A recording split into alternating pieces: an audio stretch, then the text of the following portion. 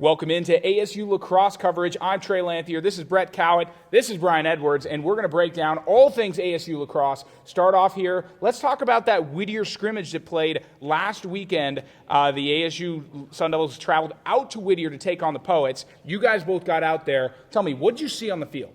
Well, I saw a lot of good things in ASU in this game. They started off pretty hot, after giving up that first goal to start off the game to the Poets. ASU stormed back. They scored 5 goals in that first quarter, took the lead.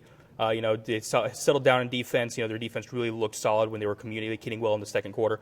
And then, there was a lot of defensive struggles, rotation problems in the third quarter. And in the fourth quarter, the team was able to fight back, take the lead, and win it, with a lot of freshmen, running that offense. So, showing the adversity, coming back, was big for this team.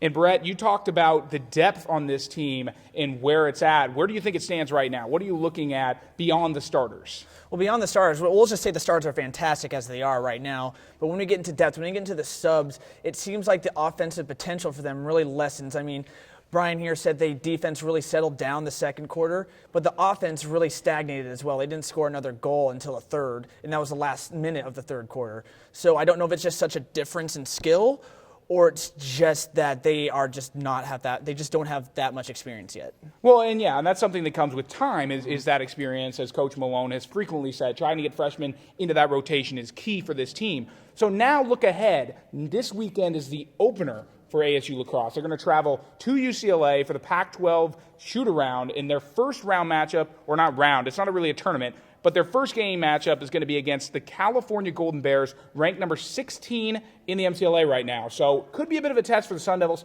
Brian, what do you think is something to keep an eye out for if you were the Sun Devils heading into this matchup? Well, in this particular game, it's really going to come down to what we do on our defensive side of the ball. We lost Dylan Westfall, obviously one of the best goalies in SLC South history. Yep. And we lost Ian Anderson. He was a standout defensive player for this team last year. And, Cal's sitting there with, probably the best scorer in the SLC in Daniel Cohen. And last year he had 41 goals. This year he already has 10 goals through 10 games, through 2 games. The guy scores in volumes, and he's going to be a threat no matter where he is on the field. He's going to find a way to get in the goal. Well, and you made a mention of Dylan Westfall there, and that's something we should touch up on here. Dylan Westfall was replaced last year after graduating and inside coming in is Brandon Propp and Ryan Davis. Ryan Davis being the freshman. Brandon Propp backed up Dylan Westfall last year. So these are things to keep in mind as far as the net battle goes. Brandon Propp is the announced starter right now, but Ryan Davis is right on his tail. What do you guys think that matchup plays out as? You were at the Whittier scrimmage. You did get a chance to see how these two guys are going.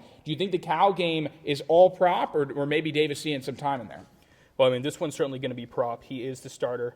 And, Davis got in there in fourth quarter. He looked really solid. The only time the goalies really struggled was that third quarter. But, again, that was defense. They had problems, communication, problems on the rotation. Yeah, and that's something to keep in mind as a goaltender. Now, Brett, looking at that Cal matchup, do you see any reason the Sun Devils should have to worry or any indicator that they might not be too successful? Well, they got to be worried because, as Brian said earlier, there's a they lost a really good defensive man in Ian Anderson. And even though Cal doesn't have just this four-headed dragon they used to have last year and just scoring in points, they still have to deal with Daniel Cohen and Sean Hayden. Daniel Cohen scores a lot. Sean Hayden gets really good passes, has a lot of assists. That's what they really got to worry. And as you saw from the Whittier game, I'm so worried about those defensive subs. I feel that Cal could expose that and get a lot of goals off those defensive subs. And now the day after the Cal game, they're heading down to San Diego State to take on the Aztecs. This is an SLC South matchup. However, San Diego State's near the bottom of the SLC South. Do you guys see any reason that they should be worried heading into that matchup? You never want to just chalk up a game into a win. Last year, ASU beat SDSU 21-2. Granted, we had Westfall, we had Anderson, but ASU still has their top 4 scorers from last season. All these guys scored in the low 20s. That can only go up from here, and that's a solid, turnstile of guys that can score for our team. Brett? I've got to agree with him. San Diego State had a below 500 average in the SLC South here. I really got to go with him. It's going to be a cakewalk for ASU. Okay.